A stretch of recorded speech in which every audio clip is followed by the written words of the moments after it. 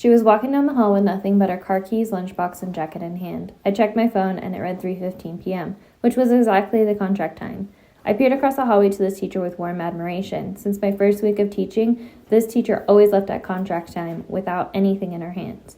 From the first day of teaching, I admired her. Not only did she have an impeccable work-life balance, but she was always on top of everything. She was always weeks ahead in planning and prepping and had all our required PD done the same day the email was sent out.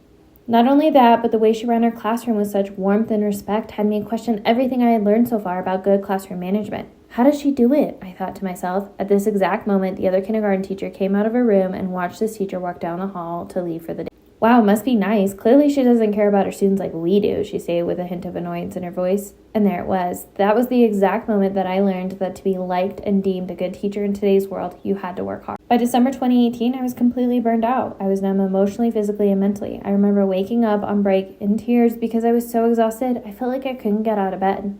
By the end of the first year, I was done. I had been the first car there, the last to leave, and I felt like my kids barely learned anything. At the end of May 2019, I watched my first group of kindergartners graduate, and as they held their little diplomas in hand, I started to tear up. Not because I was proud, but because I felt like I had been a complete failure. I'd failed my kids, I'd failed myself, I'd failed my brother. That's when I had my I'm done moment. I silently prayed, God, if I was meant to be a teacher, I need an easier way to do this. Help me do this and I will stay in teaching. I will do this one more year. If it's not easier, I'm quitting next year.